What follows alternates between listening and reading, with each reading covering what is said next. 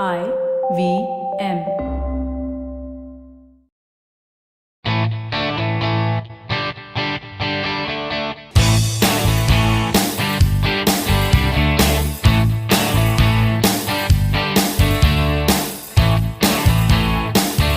Hello and welcome to a brand new episode of the Musafir Stories, India's very own travel podcast, where each week we share the journey of travelers in their own words and relive their experiences with you, our listeners.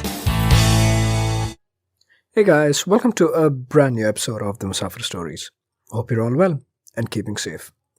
On the podcast today, we host Seema Misra, a writer and an artist, as she paints a beautiful picture of this remarkable place in the northeastern part of India.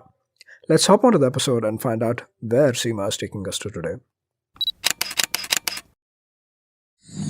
So, with that introduction, we'd love to welcome Seema Misra, an artist, writer, urban sketcher, illustrator, and a listener of the podcast too. Seema, thank you so much for being on the Musafir Stories and welcome to the podcast. Hello, Saif. It's great to be here after listening to podcasts for so many months now. Thanks for that lovely introduction. Just to add a bit, I'm a writer. I work in the hospitality industry as well, and traveling is a passion of me and my husband, and we spend a lot of time traveling within India and sometimes outside as well. Thank you, Seema. We are grateful to have lovely listeners like you who constantly listen and give feedback and share the podcast with your network, your friends and family. And a little tidbit for the listeners as well. Seema's husband, Tushar Shukla, was on the podcast not too long ago covering the wonderful itinerary on Indore and Ujjain. So that also makes Seema and Tushar the first couple to appear in separate episodes. I mean, we've had couples do episodes together in the past, but very glad that the two of you have had a chance to come with us. And like I said with Tushar, he is a multi-talented personality, and I think the same goes for you as well, Seema. A bunch of different things you do, and we'll definitely talk a little bit more on some of your interests during the course of the conversation. And thank you for that quick intro as well. In terms of the overall structure of the podcast, how we go about it, because you've been listening, you definitely have a good idea. So with that in mind, where do you want to take us today, Seema? Today, I want to take you and all our listeners to beautiful Arunachal Pradesh. Imagine it's raining there. It's April. It's misty. There are high mountains, and there is a long road trip covering a variety of terrain, cultures, cuisine. It's going to transport you into a completely different world for sure. Yeah, for sure. Really looking forward to that. And like you also set a little bit of context with the scenery and the ambience of what we are driving into. We are really looking forward to it. And for people who are listening to this for the first time, Arunachal is basically state in the northeastern part of India and is known for its natural beauty as well as its rich cultural heritage. So really looking forward to exploring Arunachal with Seema. And Seema, just in terms of getting there and when is the time to visit, any guidance, any feedback?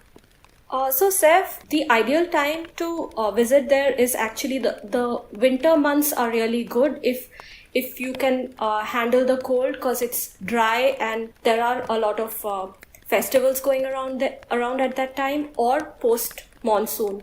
Basically, from April onwards, sometimes the rain starts kicking in, and while monsoon in Arunachal Pradesh is very beautiful, it is also a time where there might be snags in your itinerary because of landslides, or you may not be able to trek or explore the terrain as much as you want, because the rains there can be quite heavy. And so I would just suggest to go during the dry months, be it summer or during the winter months, just to avoid the monsoon over there, peak monsoon that is. Awesome. So we're looking at a good 10-11 day itinerary to explore this beautiful state. And I have to also mention that just in terms of options, Arunachal, even though you may feel that it is a or relatively smaller state in the Northeast, there's so much to do, right? I mean, just to give you a sense, we ourselves on the podcast have covered at least, I'd say, 3 other Arunachal itineraries, right? And all of them are vastly different. And obviously, what we're going to do today is also very different as well. So, a lot of options to explore. And if you have the time, you can certainly pick and choose what you'd like to do. Why don't you tell us, Seema, what your plan was and where you folks decided to start off? So, Seth, we actually planned initially to see the rising sun. Arunachal is known as the land of rising sun, and I wanted to go to Anjar district and go up to this point where you can see the rising sun. And then we started our trip. We reached Dibrugarh, as I said, and we were welcomed by our travel professional. We set out from Dibrugarh. When you drive and you enter Arunachal Pradesh during the border crossing, state border crossing, you need an inner line permit. We had got this done through our travel professional. However, listeners can also go to the Arunachal Pradesh tourism website and apply for it themselves and get it. It's just a document stating which are the places that you want to go to. This is because Arunachal, like we know, it's a place where there are a lot of tribes. A lot of these tribes are protected. So because of this, you need the inner line permit when you travel through certain areas of Arunachal Pradesh. So after we crossed into Arunachal Pradesh, we went to the first city that we hit was Miao. Miao is a tiny little town, and its call to fame is that it's right next to this forest called Namdapha National Park. It's a very dense forest in Arunachal, and this reserve actually extends right into Burma. It's famous for its bird life, for its lush green forests, for the big cats, for lush vegetation, and you can do different types of treks through the place. We had booked a 1-day trek just to get a glimpse of the forest, but I believe that there are even up to 10-15 day treks through the entire forest. So we reached Miao, and in Miao there are several homestays and local stay options. We stayed at a place called Namdapha Jungle Camp, and it's owned by a local person called Mr. Fulpa Singpho. I hope I'm pronouncing his name correct. It's a very quaint place. All the rooms are on stilts, and Mr. Singpho himself is an avid bird watcher. So he gets a lot of Europeans and a lot of naturalists come and stay with him, since his knowledge of the jungle is so vast, and he's himself trekked and bird watched through the terrain. However, the very day we reached Miao, it started raining, and we were not very sure if we could not do the trek the next day. We set out to the forest the next day by car. It's a short 2-hour drive from Mr. Singpho's house, and when we reached there, the rain had kind of stopped, and we trekked up to a river, and then you have to do a river crossing on foot, and we couldn't do that because the water was too fast, and they were not sure whether we would be able to do the crossing. So instead, we just walked along the river bank, and it's extremely pristine. Like when we went, because of the rains, we were the only tourists there. There wasn't another single person there. There are no safaris in Namdapha National Park because it's not as popular as the national parks, maybe like Kanha or something like that. So you find it very pristine, even though you may not get to see the amount of wildlife or birds that you might want to, unless you really give it time, like you said, a couple of days, and you trek through the terrain. But even if you go for just 1 day, you'll be fascinated by the natural life there, because the trees are extremely old. They are huge trees. The river is very, very clean. You won't see like even a single plastic packet or anything fallen anywhere. You won't see much people around you as well. It's a place where it's very calm and very nice, and it was this pristine even on the outskirts of the forest up to the point we went. So I'm sure if people give it a day or two and they trek a bit into the forest, they will find it really refreshing, especially nature lovers who want to be disconnected from city life and just be by themselves in a very quiet and pristine place. So like you said, me and my husband, we both are like into creative pursuits. So I usually carry a small sketch kit with me wherever I go. It's like a small toilet bag filled with this tiny watercolor kit, a sketch pen, a couple of pens, ink pens, and my all my tools, and then I can just sit anywhere and make it into my art studio and sketch for a while. So basically, we spend the day sketching over there and reading books and just walking around and taking shelter when the rain would pick up, and then just exploring the river bank. And then there is a small dark bungalow there, like a colonial kind of a dark bungalow where you can have a simple meal. They'll probably make you like dal chawal and a sabji, and then you can drive back to Miao and wherever you are put up. So that was day 2. Yeah, I mean, firstly, the perspective in which you're looking at it, right? Like thinking about sitting down, sketching these beautiful sights. I think that's brilliant, firstly, and I can only imagine how calming and peaceful it is to actually do that, right? And that's one thing. And I mean, yeah, I won't even talk about the creative pursuits of you and Tushar. I was really like mine was equal to blown moment for me, like all the things you do. So really glad that you got to spend some good time here, and I think it's also pretty underrated, right? The natural habitat of the eastern Himalayas, right? I think first thought that comes to mind is northeast forest tribes beauty. For some reason, like Himalayas doesn't figure in that list for me. No. But it is pretty underrated, right? And it is a ecological hotspot as well, with the variety of flora and fauna that you mentioned, for birders especially, right? So many different options. And having spent some time there, and you mentioned you also had a meal there. What is the plan next? Did you head back to the camp?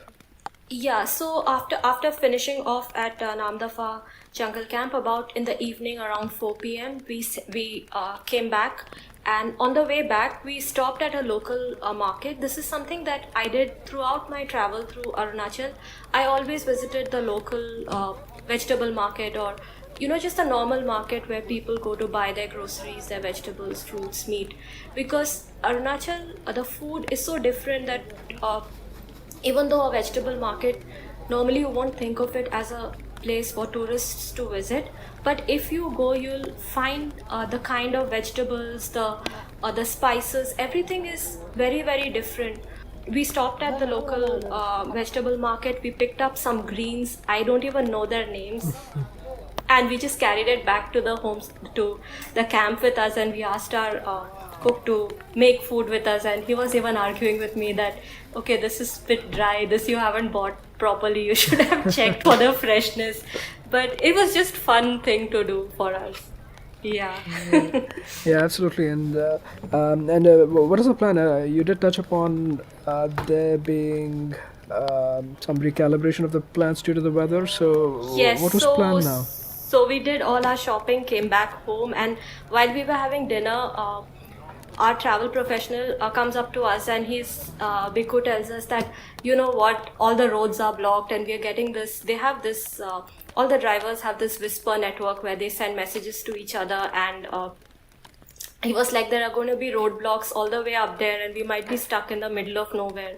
So we were like, you are the experts, tell us what we can do. And then very quickly, within 15 minutes, they came up with this entire alternate itinerary for us up to this point called Mechuka, high mountain desert landscape. Not really desert, but a high mountain valley kind of a landscape. And we were like, yeah, that's fine. I would much rather go somewhere else rather than be, stuck in the middle of nowhere because of a landslide and roads being blocked. So we just changed our entire itinerary, and Mechuka is at a very high altitude, almost 6,000 feet or something like that, and 6,000 feet above sea level. So we didn't have the right, even the winter wear and all that, but we were like, yeah, let's just try it out. Okay, hats off to you and the travel advisor, or like whoever was taking you around, Yeah. right? Too. But yeah, let's go through with your journey and see what you guys saw along the way. So now with this new itinerary, on our day 3, we set off from Miao, and the entire day was basically on in the car on the road, and we did a couple of touristy things like the next city that we were going to stay overnight in was this hill station called Roing, and from Miao to Roing is ideally about 5 hours. So the thing to remember with Arunachal Pradesh is when you go on a Google map and you check the time to drive from here to there, it will show you 5 hours, but that 5 hours could easily be 10 hours. So we spent the entire day driving from Miao to Roing, and from Miao to Roing on the way there are a lot of interesting spots that you can visit. The first one we stopped at was a Tibetan settlement about hour and a half from Miao. We stopped in this Tibetan settlement, and there are 500 people there. They're all refugees who have been resettled around 1975, I think. Yeah, that's right. And there's not too many eateries or anything like that, but the main point of interest here is there is a huge handicraft shop, and along with the shop there is a workshop where actually the weavers are sitting and weaving the carpets and all the bags and all the little things that we carry back with us. They're actually doing there. So you have this long room with about 10-12 people, and they have their Tibetan music playing, and they're all like weaving away, with those pedals and their hand movements. So you can just unobtrusively walk around, see how they are weaving, and then you can look at all the items. When we were there, they were really making like these huge carpets for, I think, one of the government offices in Delhi. So they were like really big pieces, and then there's a lot of knickknacks there for you to pick up for your gifts and your memorabilia. It's a nice place to spend an hour buying things, and then you're directly buying from the community, so it's nice that way as well. Yeah, definitely. One of the many Tibetan refugee settlements that came up, right? After Yes. the Dalai Lama moved here. So I mean, moved here in the sense, moved to India from Tibet. And I Yes. was digging up some about this particular settlement as well. And this place is called, how do you pronounce the name again? Choephelling. I Choephelling, think right? so. Choephelling, Yeah. yeah. So, very interesting settlement, like basically a self-sufficient community. And that bit about carpet picking as well, right? Seema, apparently, like, that is one of the main contributors to their, like, the little economy of the settlement. And a lot of it also is exported. And was reading up an interesting article that there was apparently a little bit of a slide in terms of the production and even in terms of interest, right? The younger generation were not as keen in all of this. But apparently, like, some of the locals got together and invested in, like, this music you mentioned that they're hearing, right? They interested in setting up some music to basically shoot up productivity. And since then, like, both the production as well as the revenue and everything has also gone up, and like people take more and more interest in the workers, like who work there. They take more interest because like music basically boosts your morale as well as you're working, and you're also working in sync, so it doesn't really feel like work. So that story just came across as very interesting to me, so I thought I'd just share that with you. Yeah, that's really nice to know. I didn't know this background, but I'm glad that they're trying different things to, entice the youth and keep people interested in this Yeah. craft form. You need to make changes and make it appealing for people for sure to keep it going. Yeah, exactly, because that's one of the challenges we see, right? And more of these art forms that have been carried on from centuries, really. But I'm glad that you had an opportunity to stop over the settlement as well, the Choephelling Tibetan refugee settlement camp. And what about from here, Seema? From the settlement, we then drove on, and the next pit stop was the Golden Pagoda Temple in Namsai. And the main point of attraction here is a Buddha statue which is 13 feet tall, and it's made entirely of bamboo. It's supposed to be one of the tallest in Asia, like a tallest statue made out of bamboo.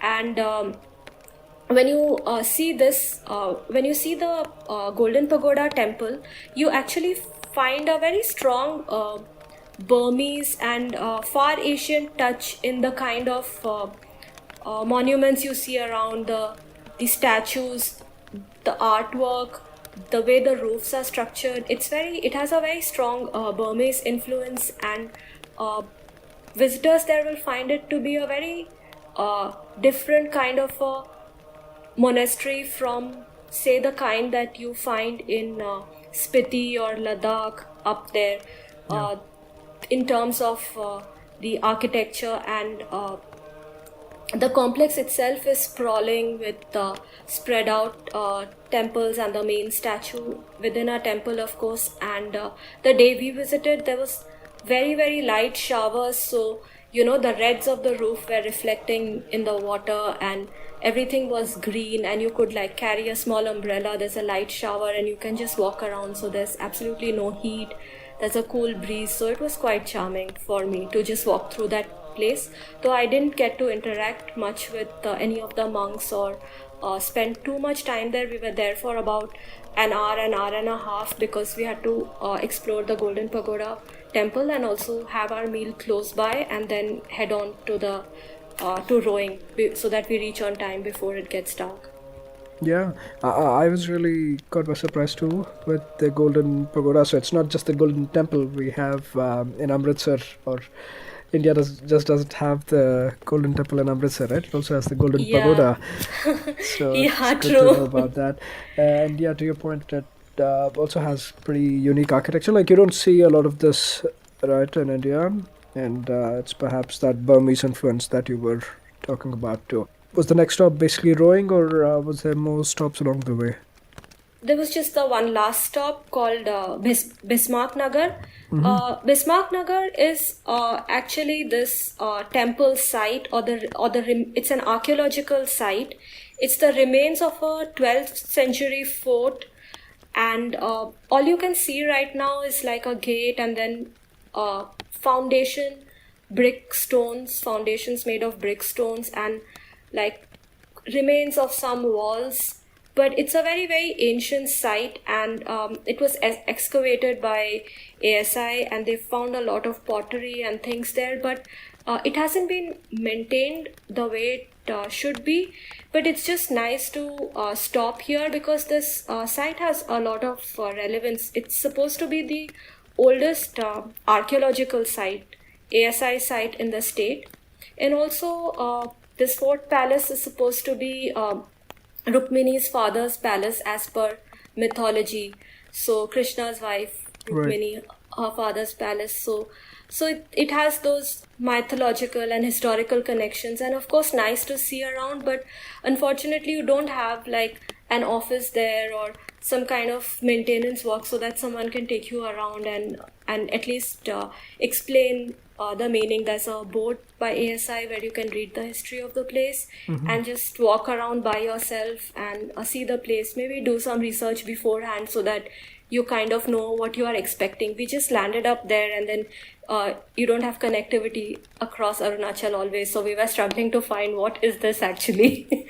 So maybe read up, go prepare yourself, and then enjoy the place. Yeah, for sure. I mean, yeah, like I said, believed to be from around the 12th century, right? And I mean, no offense here. I tried just digging up. It's supposed to be one of the prominent kingdoms of the state or this region.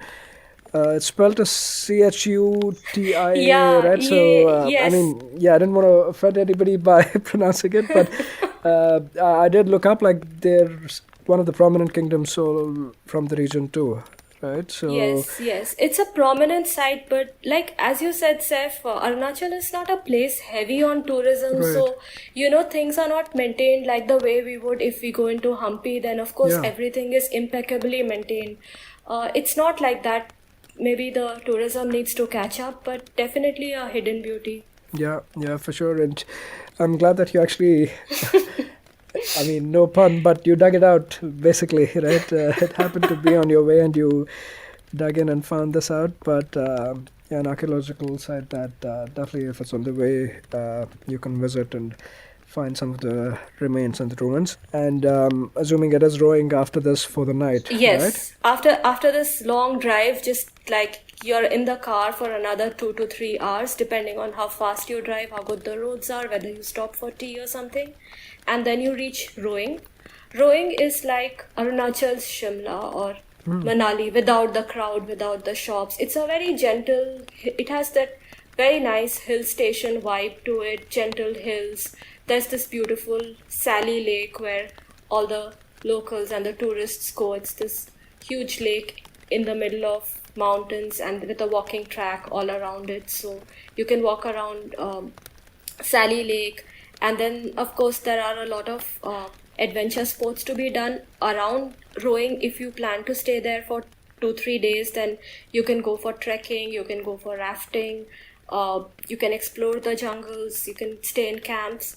We were in Rowing for kind of a pit stop kind of a thing, so we were just there for one night.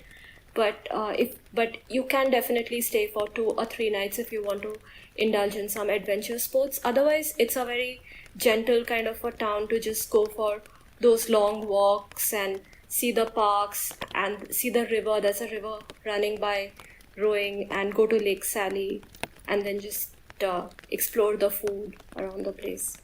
Yeah, definitely some of the pictures I saw too, it was very, very picturesque, like you're mentioning. Yes. And if somebody likes to, with all of these little lakes and boating or whatever adventure sport you're mentioning, those as well, it can be like a longer stopover if there's the opportunity for that.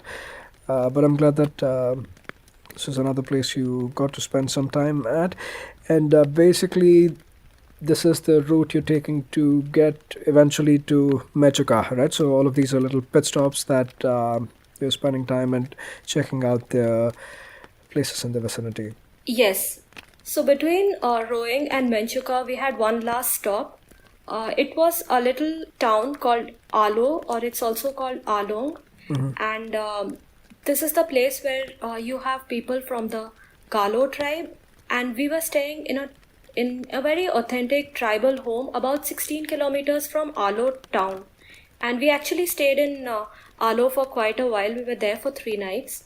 And we stayed in this homestay called Bebom Homestay, which came very highly recommended by Nomad on Wheels. And for me, actually, even more than Mechuka, if I close my eyes, Arunachal Pradesh, I just see Bebom Homestay, because it was just like this wonderful surprise that I hadn't planned for. I didn't even expect it. It's owned by Mr. and Mrs. Gay Ori. They are the owners of Bebom Homestay, and he is a local person who has been maintaining his house in the very traditional way. He has 2 brothers, and his brothers have moved out to the city.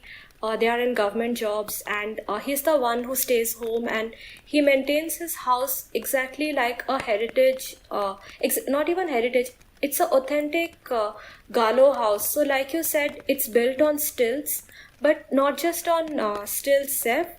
The entire house is built with bamboo. The roof are made from leaves. The floor, everything is bamboo or wood that they have got from the jungle. And Mr. Gay has used some amount of concrete, because the rooms that he has built for guests are concrete rooms.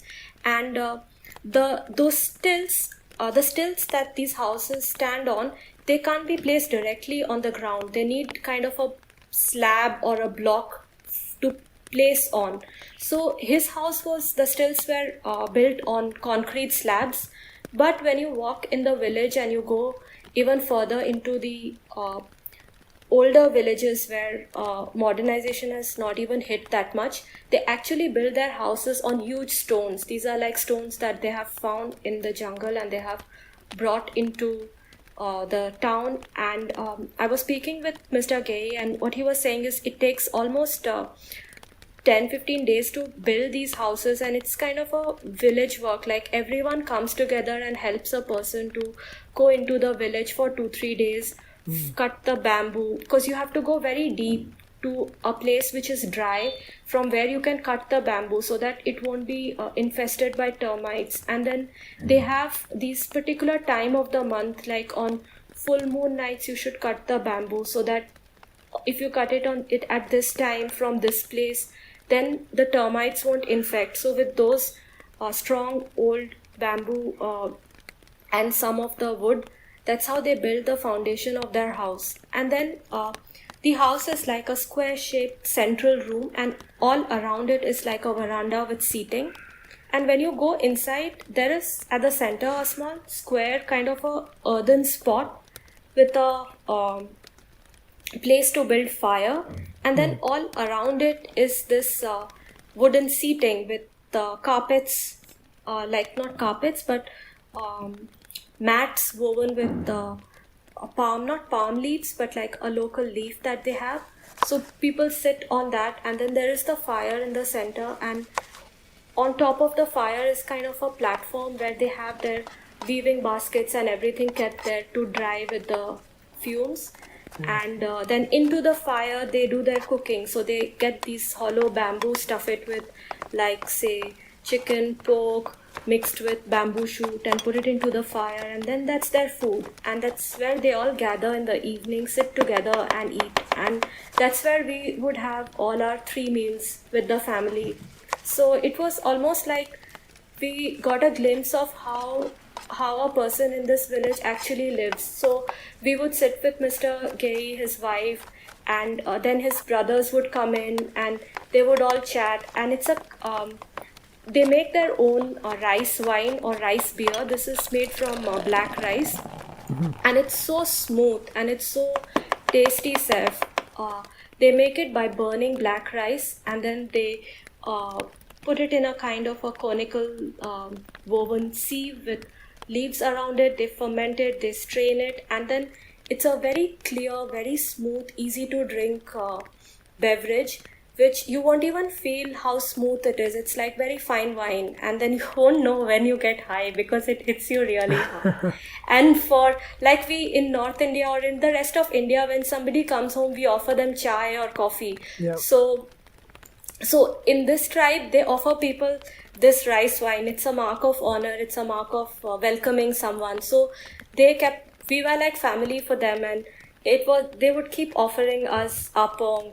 This drink is called apong. So they would keep offering us apong. They would keep offering us food. There was never any question that, I'm going to charge you this much for a drink or anything like that. We were just staying, like they just paid our whatever the rates for the night to stay there, and then everything, it was like we were staying in their home from morning tea to lunch to dinner. Everything we would have with them. And even their cuisine was so different. Like they would make, like I said, the chicken and everything would be roasted right in the fire inside the hollow bamboo, and then they would make this kind of a stew with bits of river fish and then different greens. Like they have this green leaf called lei. I think it's kind of a mustard green, which they bring in from the forest. So they forage or they grow these around their house, and they bring everything, boil it and serve it to you. So their local cuisine is very low on spices and masalas that India is famous for. So the curries and everything that you get, everything is white in color because they don't use turmeric. Instead, and they don't use much of tomatoes and or any kind of lemon as well. For fermenting, for that little tang and acidity, they actually use fermented bamboo shoots. So that gives a very different kind of a taste to the curries. And then again, the rice is also so different. It's not our typical basmati rice or sona masuri rice. It's the rice that they grow in their own fields. So the grains are a bit thicker, and it has a slightly more nuttier taste to it. So the entire eating and the whole experience of staying there right from the first night was very magical to us. Like, imagine just sitting with them and they are chit-chatting with you. They want to know about your life, your views on politics.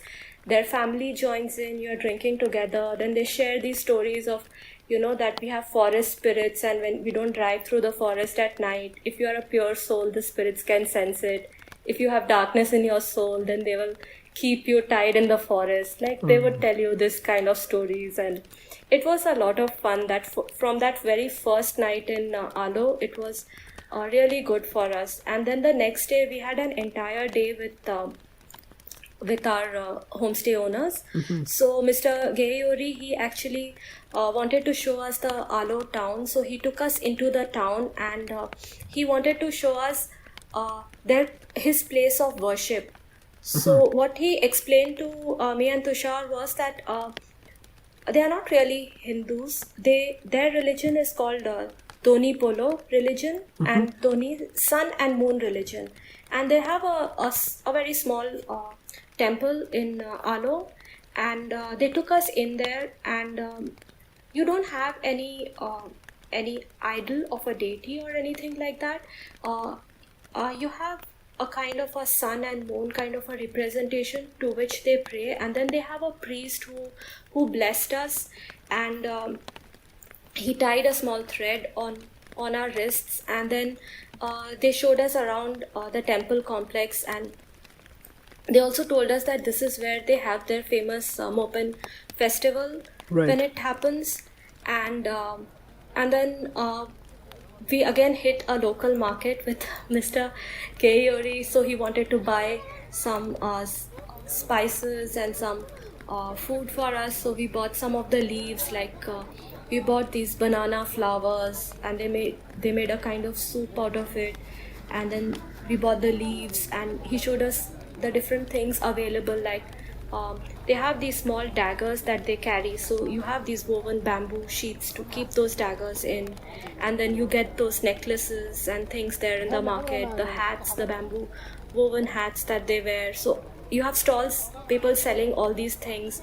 Then there was a stall where they had their local medicine, and this just looked like really large, maybe my palm sized white stones, but it was made of some kind of sugar and some things mixed, and he said this is our local medicine. So I can say for sure that Arunachal is very fascinating, and when you spend time there you will realize how different and unique it is. Even within their own state they have 28 tribes, and then each of these 28 tribes they have over like 100 sub tribes, I believe, and everything has a special meaning for them. For example, they wear these kind of skirt kind of things which are their local attire, and there are different patterns of weaving on that which indicate which tribe you belong to. Or a necklace you wear, the color of the thread in that necklace indicates which tribe or sub-tribe you belong to.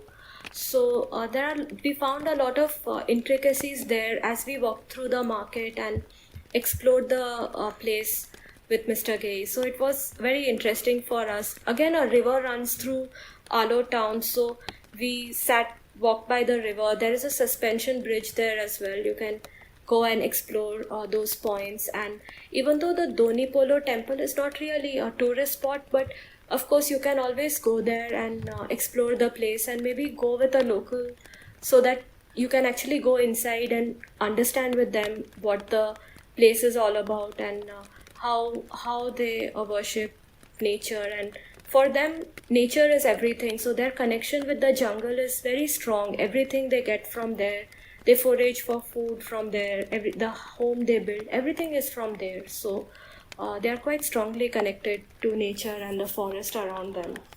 Yeah, absolutely. I think one thing I'm so glad about, Seema, is that listening to like all your experiences here, right? It barely sounds like part of an itinerary than part of stopover that you're doing. It almost sounds like you've visited a relative, right? Your Masi or your Chachu or whoever, and you're living with them, because a lot of the things you're doing as well as a part of the experience for these 2 or 3 days is because things we do when we are visiting family, right? Glad that this was such an authentic experience for you as well, right? Like you said, it's slowly losing out as we move towards the city. So overall, I would definitely rate this as one of the more fulfilling experiences that you've had so far? Obviously, you've done a bunch of very different things, so I'm not saying or trying to compare, but anything else from your stay at Aalo that you'd like to add, Seema? Just one more thing, Seth. I observed this really interesting thing in Aalong, that anybody who has a bigger house like Mr. K had, what they do is somewhere near their gate they build these spaces. Like he had a small room on stilts where people walking by they can just climb up there and rest if they want a breather, or if it's raining they can take shelter. And then within his property he had another, like of course there are no boundary walls or demarcations between properties, but like within his space he also had another small room, and that's where all the kids would gather to play, or like if they're doing a dance or something they can practice there. So this community feeling over there was quite strong, and people are very welcoming to each other. Like even when you are sitting with them, you keep saying in the morning during breakfast, or even at night, people keep coming in, going out, stopping by, they'll say hello.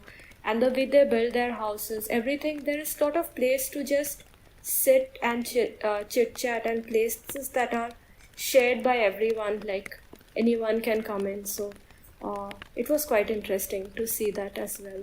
Yeah, like the feeling I get is they're pretty strong on the community bit, right? From Yes. all of the things that you've been mentioning, and I mean, especially in such remote areas, you need that, right? Like you mentioned, it's Yes. hard conditions they live in, and also very cut off. And I think I was reading somewhere that this is also like has the least population density also among the cities or populated places in India. So you do need that sense of community, and I'm glad that you had a chance to see some of those bits closely also. Again, if it's like too much of a touristy type of an itinerary, you miss out on subtle things like these, right? You don't Yes. really catch quite a bit of these if you're living in a hotel or a resort or anything like that. So I know the Dong Valley trip, right? I think that's the sunrise point Yes, that you were yes. planning on. I know that is also very kind of enticing and interesting to go to, but things worked out well for you, and then Extremely well, actually. I Yeah. mean, three things followed us throughout this trip: rivers, lakes, and then rain. And initially, I'm quite honest. Initially, I was quite depressed because I'm traveling like almost after 2 years of pandemic, and I'm so excited to go somewhere far away, and then it's raining, and I'm like, I'm not going to be able to do anything here. But actually, because of the rain, I ended up doing very, very non-touristy things, which brought me a lot more satisfaction and joy. Like, I spent an entire morning walking around the village and sketching the houses, and then I even sent my sketch back to Mr. Gay, and he was so happy. Like, I was able to connect with people more because I spent time with them instead of going to uh, touristy places where you're just clicking snaps and then going through a museum. Or instead of that, it was very slow and interactive, which was a different kind of enjoyment for sure. yeah, Yeah. absolutely. And you were making pictures and you were making memories in your own way, right? Like by sketching those, Yes. these are etched for much, much more longer than just being a post or reel or Instagram. Yeah, So I'm true. glad You get it completely. So I'm glad you got to do that. And just because you mentioned, right, the way the districts are also set up in Arunachal, right? Everything is like east and west, east Dibang, west Dibang, upper Siang. I think a lot of it also driven by the rivers, right? Basically the rivers, the places. So that way also has found it pretty fascinating. The districts have been named after whether they're on the east side or the west side of the river and stuff like that. So yeah, very interesting place, very cut off, but very interesting. Yeah. And also the other piece also, Seema, that we don't touch upon a lot is politically or from a World War perspective. Also, Arunachal has some very interesting stories tied to them. Like, I think a road was built through Arunachal to connect it to Burma and then to China because all of the sea routes have been cut off during World War II, etc. So that was interesting. And then obviously we have the history with the Indochina War, right? What is it, 60 to Yes. 65, I forget. But that also, like, there are a lot of people who literally were martyred here in this part of the country. So things like that don't get called out much, but yeah, it has a fascinating history too. So we'll certainly try to bring another episode in the future covering some of those aspects of this wonderful state. But yeah, no, I speak a lot, but Seema, I'll give it back to you. Where were you headed to from here? Yeah, no, you are right, Seth. There is a lot of layers to Arunachal, and unless you spend like a month or something there in one trip to explore everything, is quite challenging. So I'm sure you're going to have more speakers and more facets of Arunachal coming through in the coming months. Yeah. But onto my journey next was finally our final stop, Menchuka. So we set out early in the morning. Like, the most arduous bit of our drive was from Aalo to Menchuka, which was almost, we started at 7 in the morning, and by the time we reached, I think it was around 4:35 in the evening.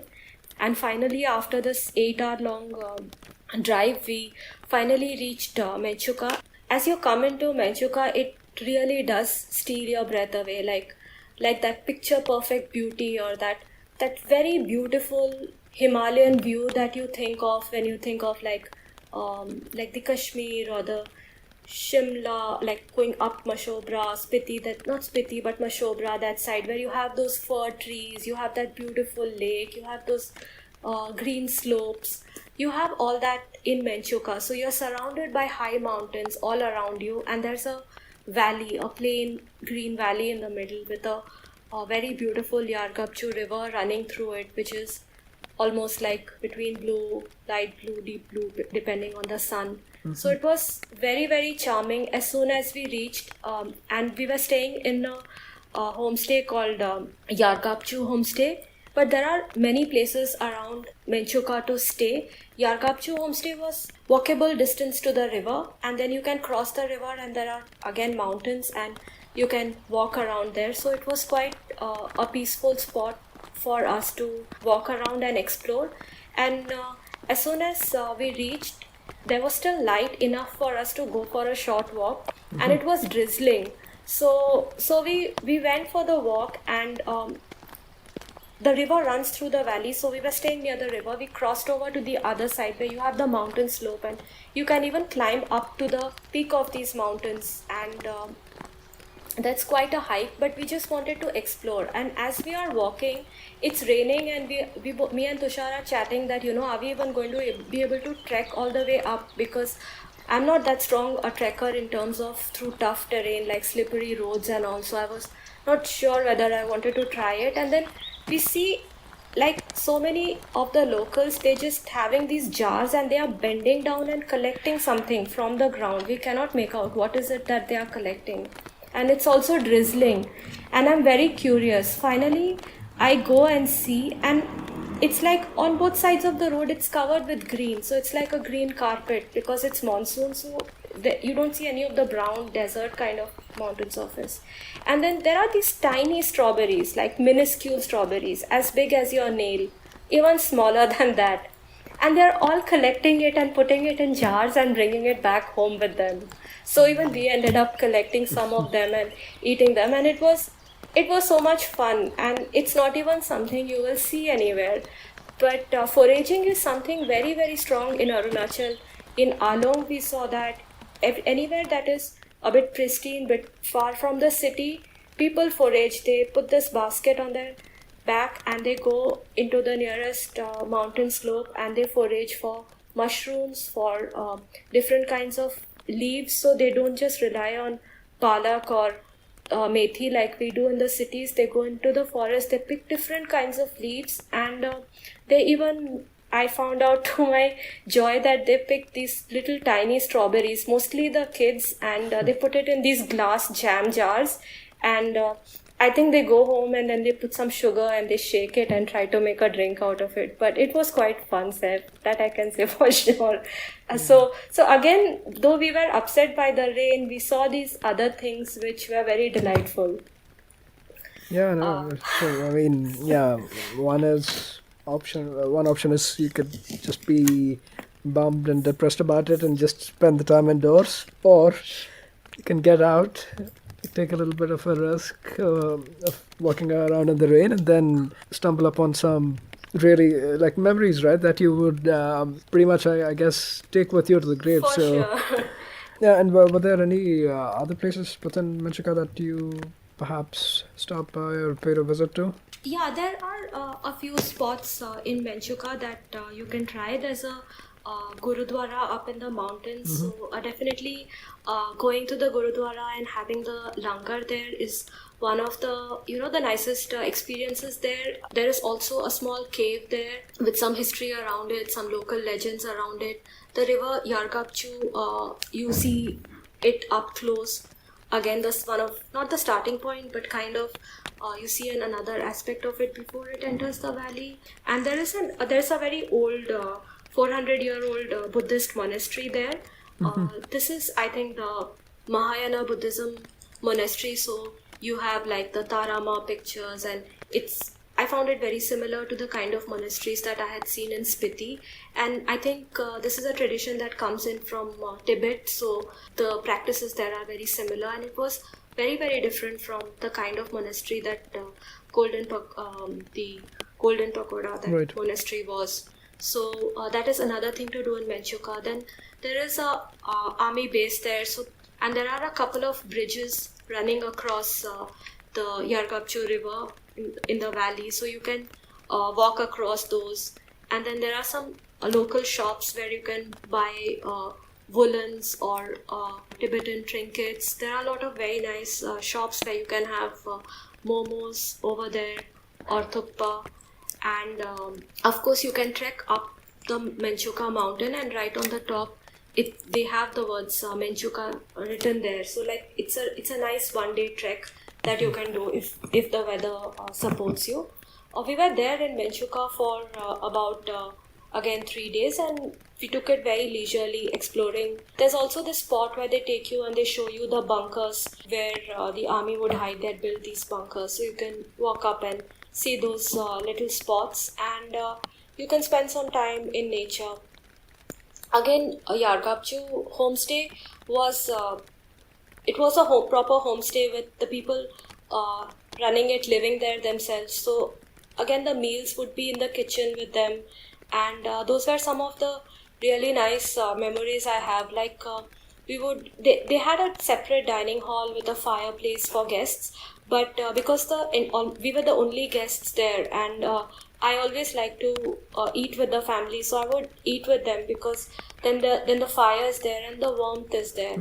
And one day I saw the lady of the house. She was cooking something for her kids, and it looked really tasty. So I asked her for a bit, and she gave me, and it was this handmade noodles. So in Yargapchu, the Tibetans the Tibetan community who come there, they make this buckwheat noodle. So like we make atta for roti, so they make the dough and then they roll it and make the noodles instantly in front of you with buckwheat. And then they boil it and they just stir fry it with mushrooms and greens that they have foraged from the mountains. And the greens taste peppery. The noodles taste very different because it's instant. It's like rolled by hand and cut up right in front of you and boiled. So that thing was very, very tasty for me. They call the noodles puka, I think. Puka or puka, something like that. And it's a thing that the Tibetans there do. So that was quite a interesting very meal interesting. for I'm them. telling you right now, Yeah. if Faza was recording today, I would have probably had tried this for lunch or dinner today because as soon as she's crazy about different types of noodles, so if she hears that something can be made handmade and with buckwheat, she probably would have tried to create something similar even if all of those things were not available. True.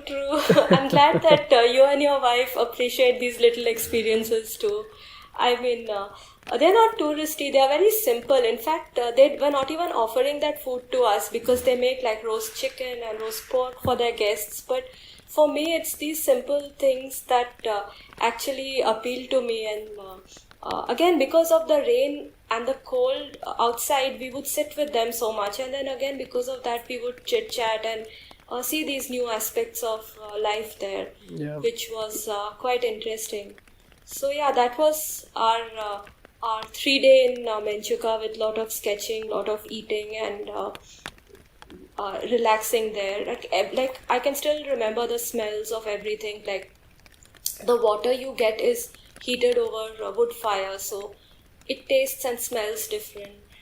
Sitting around the wood fire, the smell of wood burning and the food cooked on that, it tastes so nice. And just the joy of you're sitting in the kitchen with this fire in the center, and then somebody is cooking and you have it fresh with them. It's just so nice and such a warm experience to have. Yeah, absolutely. So glad that you had all of these different experiences, Seema. Anything else as we start to wrap up the episode? Any other things you'd like to call out and mention? And I'll do a little self-plug. Like I said, there's an episode we did purely on Mechuka, so somebody who's looking for a further detailed itinerary there, certainly check that out. But anything from your side, Seema? No, Saif, this is pretty much my experience of Mechuka, and definitely you can look into a detailed itinerary for the place as well. And then after Mechuka, it was our return journey back.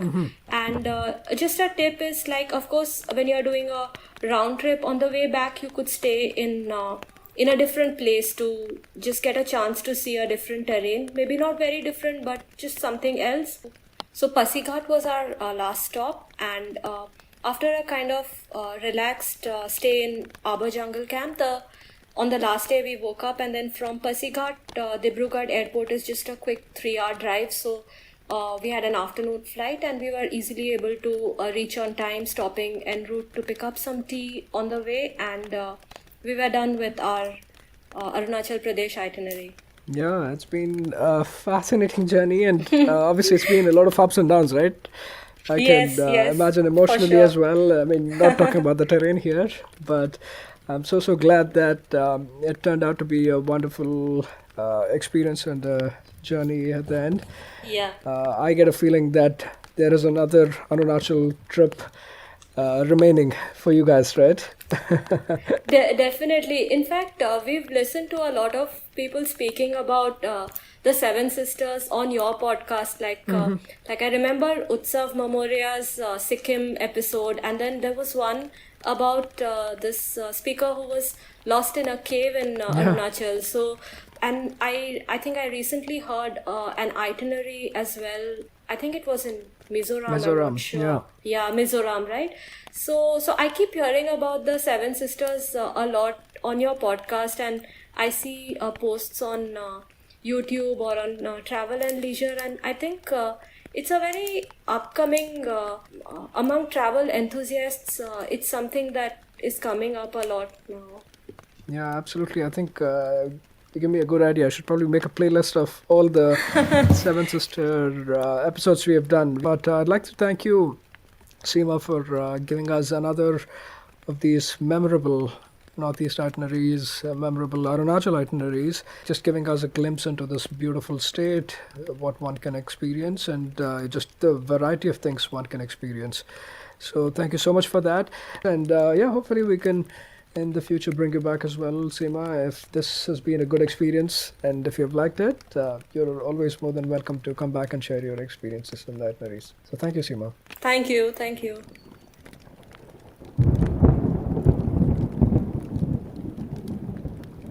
That was yet another great episode on the Musafir Stories. Make sure to show us some love by sharing the podcast with your friends and family. We are on Instagram and Twitter at Musafir Stories. If you like this podcast, don't forget to check out other interesting podcasts on the IVM network. You can listen to us on the IVM podcast app or the website. Follow us on our social media. We are at IVM Podcasts on Twitter and Instagram.